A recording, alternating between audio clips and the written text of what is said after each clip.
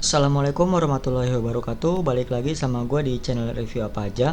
Kali ini gue mau melakukan perbandingan kamera lagi seperti biasa, yaitu kamera prosumer versus kamera prosumer. Nah, dari merek yang sama yaitu Sony DSC HX350 versus Sony DSC HX99. Kedua kamera ini memang merupakan kamera prosumer, tapi dia adalah yang satunya itu jenisnya compact, yang satunya jenisnya mirip seperti DSLR. Nah, ini di antarmuka yang pertama. Antarmuka ini gue ambil dari situsnya itu apotelit.com ya. Jadi di sini udah lengkap, ada perbandingan untuk tampilan, kemudian ukurannya, kemudian untuk beratnya juga ada, yaitu ini ya. Nah, untuk ukuran ini tingginya untuk Sony DSC HX350 93 mili atau 9 cm ya untuk tingginya. Nah, untuk lebarnya ini 130 mili atau 13 cm. Jadi cukup besar, hampir menyamai besarnya DSLR pada umumnya. Nah, kalau yang Sony HX99 ini adalah jenis kamera compact atau kamera pocket atau kamera saku, tapi tipenya prosumer. Jadi dia sudah bagus, sudah bisa manual, tapi kecil gitu loh, compact atau kamera yang bisa dikantongin. Ini besarnya hanya 10 cm, terus tingginya hanya 5 cm atau 6 ya, 6 cm ini kira-kira segitu. Jadi bisa dibilang sangat kecil ini ya, tapi fiturnya jangan disangka ini bisa mengalahkan Sony HX350 ini. Nah, untuk dari beratnya jelas berbeda sangat jauh, yang ini setengah kilo lebih atau 652 gram, yang ini hanya 242 gram. Sangat ringan sih ya.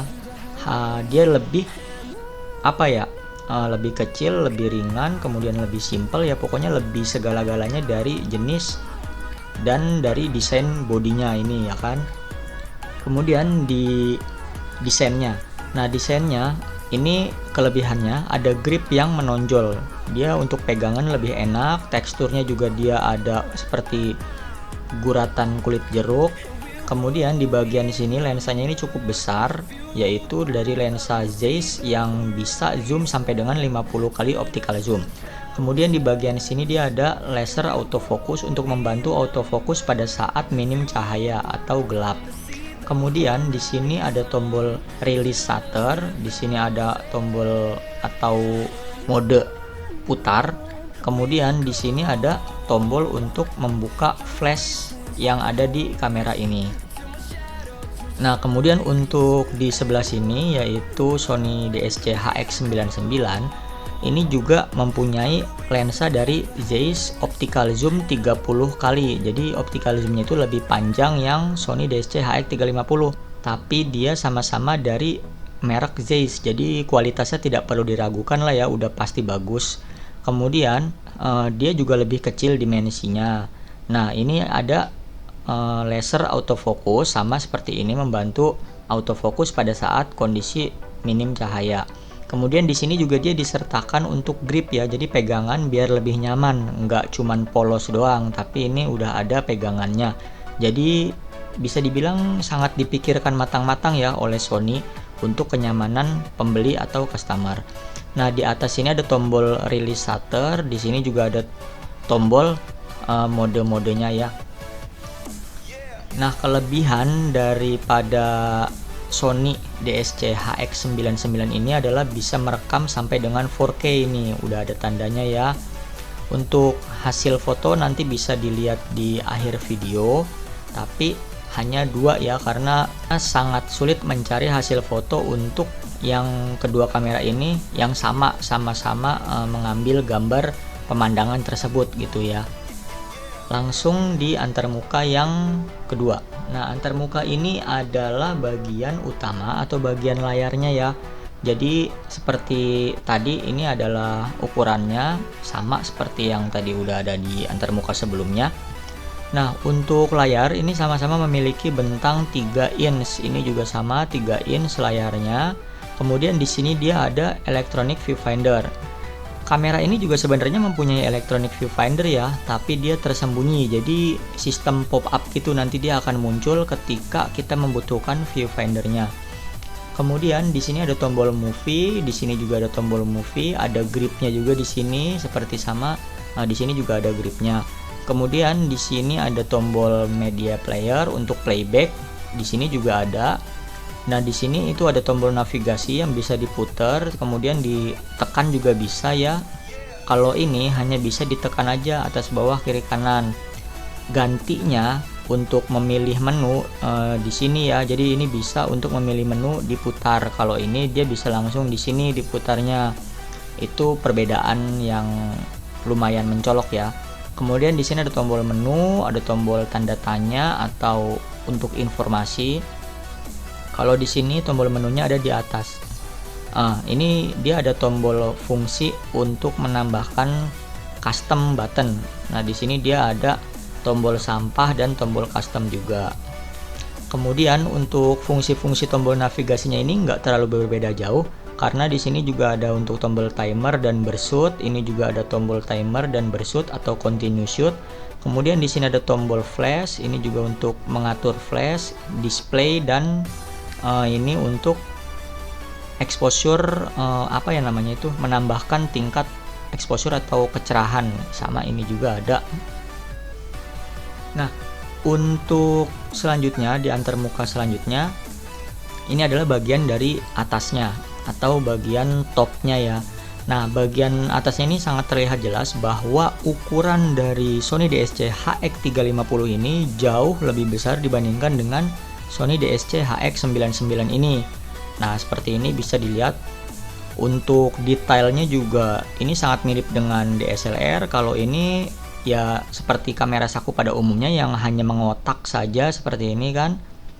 Untuk panjang setelah di zoom, ini kemungkinan hanya sedikit aja ya panjangnya. Jadi sekitar nambah segini nih sampai batas ini kira-kira. Jadi nggak akan lebih panjang atau lebih besar dibandingkan dengan Sony DSC HX350 ini.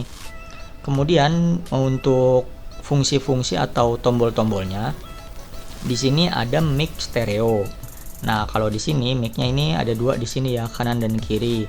Kemudian ini ada untuk ring fokus di sini. Ini ring fokusnya, cuman fokus otomatis juga tetap bisa, fokus manual juga tetap bisa. Jadi fokus manualnya bisa dikendalikan dengan layarnya karena ini udah menggunakan layar sentuh ya, yang ini nih. Nah, untuk Sony DSC HX350 di sini ada tombol on off, tombol viewfinder, atau kita bisa berganti antara di viewfinder atau di monitor.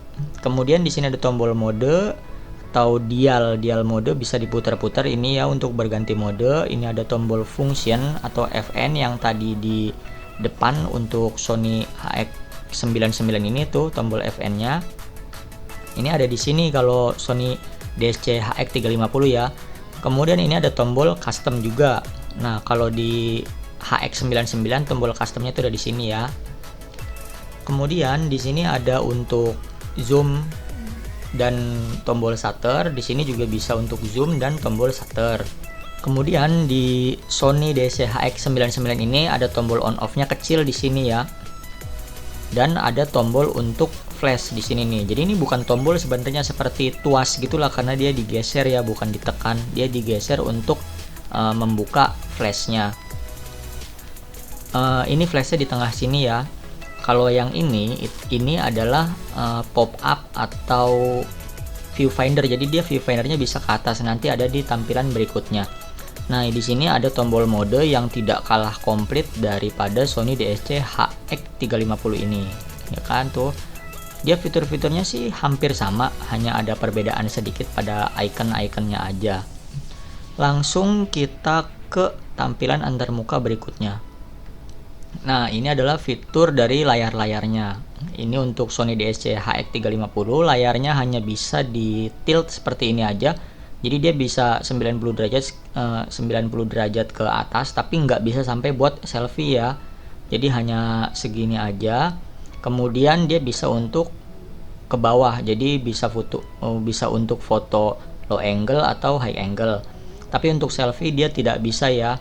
Kemudian untuk Sony DSC HX99 ini bisa untuk selfie, jadi dia bisa dilipat dari normal ke atas begini ya, dan bisa untuk ke bawah juga, jadi bisa low angle dan high angle.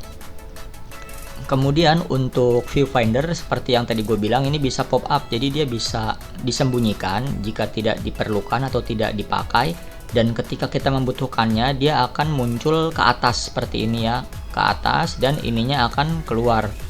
Jadi sangat bagus gitu ya desainnya, tidak merepotkan, tidak membuat besar daripada kamera ini bertambah dengan adanya viewfinder ini.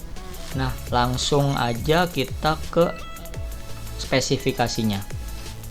Nah, spesifikasinya ini untuk pertama tahun dipasarkannya ya. Tahun dipasarkannya itu kalau HX350 2016 bulan Desember. Kalau Sony HX99 ini 2018 bulannya Agustus. Jadi terpaut sekitar 2 tahunan ya. Kemudian untuk harga secondnya ini 2 juta sampai 3 juta. Nah, ini mahal lagi, jadi harganya ini naik. Kalau di bulan-bulan kemarin sekitar 2 sampai 3 bulan yang lalu itu masih 1,5 juta sampai dengan 2,5 juta.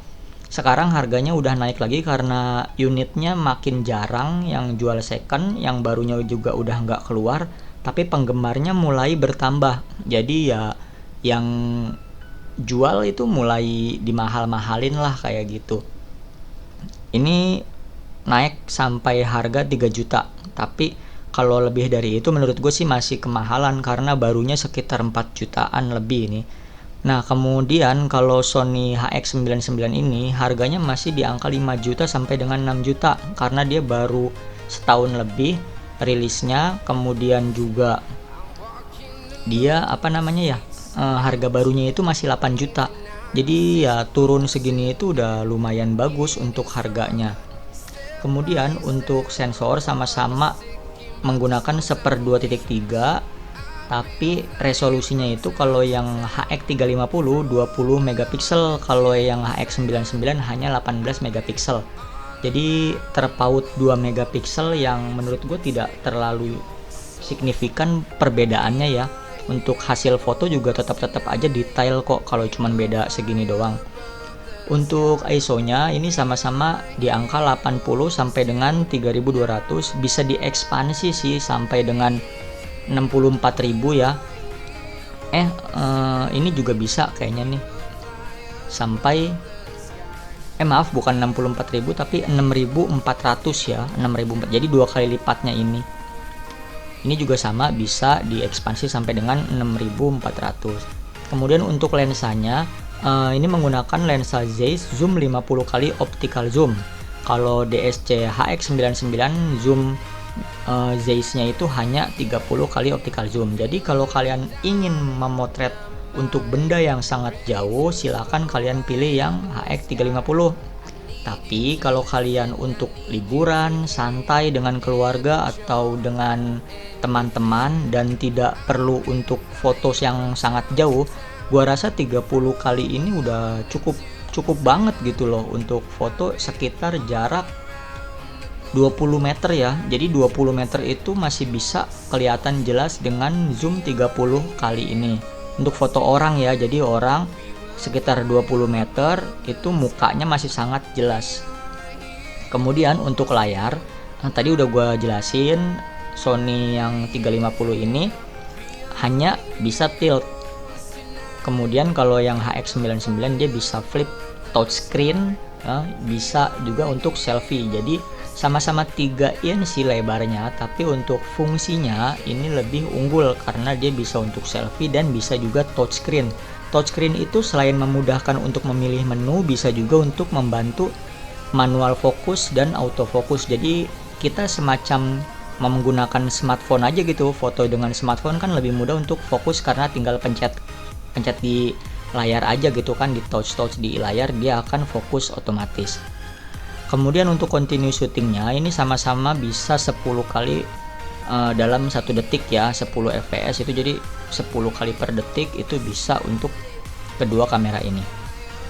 Untuk videonya Sony DSC HX350 ini hanya bisa mendukung sampai dengan Full HD di 60p.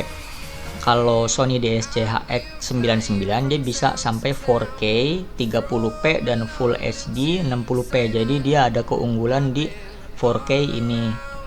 Kemudian untuk WiFi, Sony DSC HX350 ini tidak didukung konektivitas WiFi ataupun Bluetooth ataupun NFC. Kalau Sony DSC HX99 ini sudah didukung WiFi, NFC dan juga konektivitas Bluetooth. Jadi komplit, sekomplit-komplitnya ini melebihi yang Sony DSC HX350 ya. Jadi dia bisa konektivitas jenis apapun itu. Untuk viewfinder dia bisa kedua-duanya ini elektronik jenisnya, tapi ada perbedaan. Kalau yang ini hanya gitu-gitu aja ya, maksudnya dia menetap di situ. Kalau yang HX99 ini jenis pop up, jadi ketika tidak digunakan dia akan bersembunyi di dalam bodi kamera.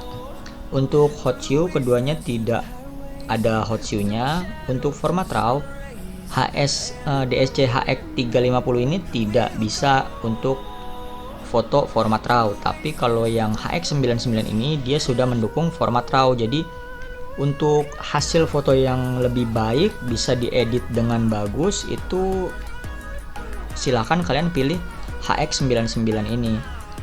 Kemudian untuk manual fokus kedua-duanya bisa, hanya caranya aja yang beda.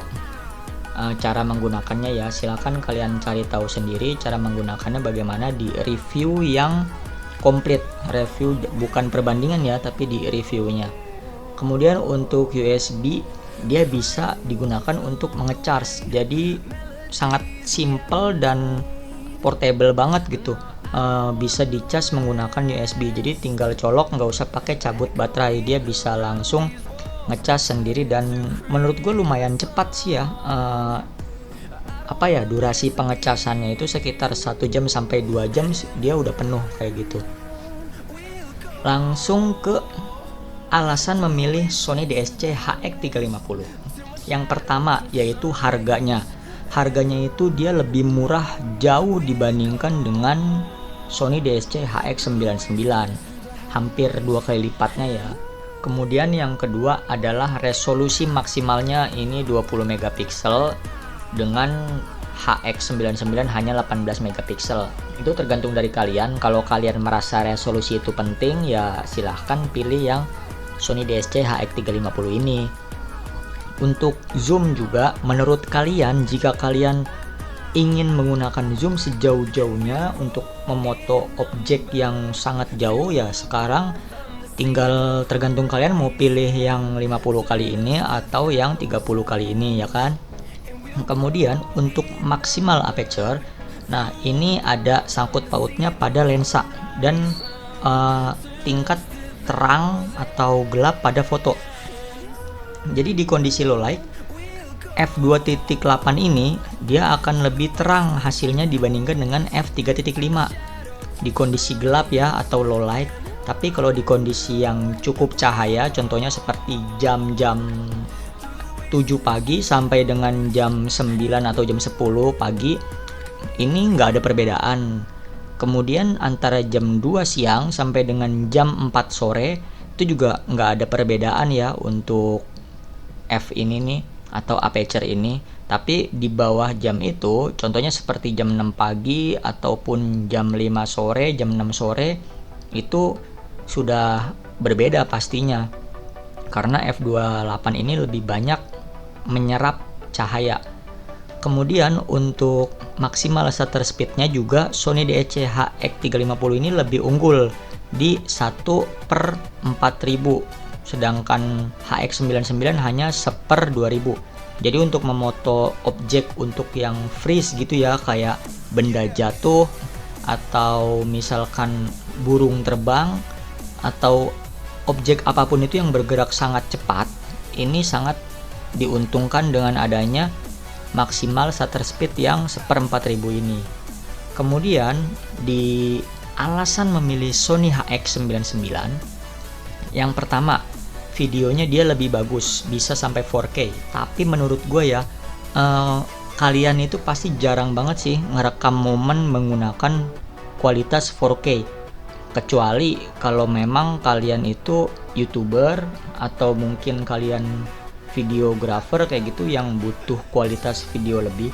Tapi kalau misalkan untuk momen-momen seperti keluarga, kemudian bareng sama teman-teman, menurut gua Full HD udah cukup banget. Dan 4K ini kalau kalian nggak punya monitor ataupun player ya, contohnya misalkan seperti VCD player atau DVD player ataupun monitor komputer kalian tidak mendukung 4K, ini juga menurut gue nggak ada perbedaan banget gitu kualitasnya dibandingkan dengan yang Full HD, jadi nggak terlalu ketara lah ya.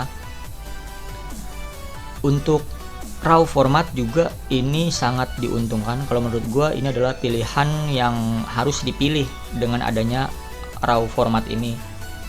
Kemudian yang ketiga yaitu untuk viewfindernya, dia lebih detail. Jadi kalau kita mengintip di viewfinder atau kita memotret di viewfinder itu akan lebih jelas, akan lebih bagus dan lebih terang hasilnya dibandingkan dengan viewfindernya Sony DSC-HX350.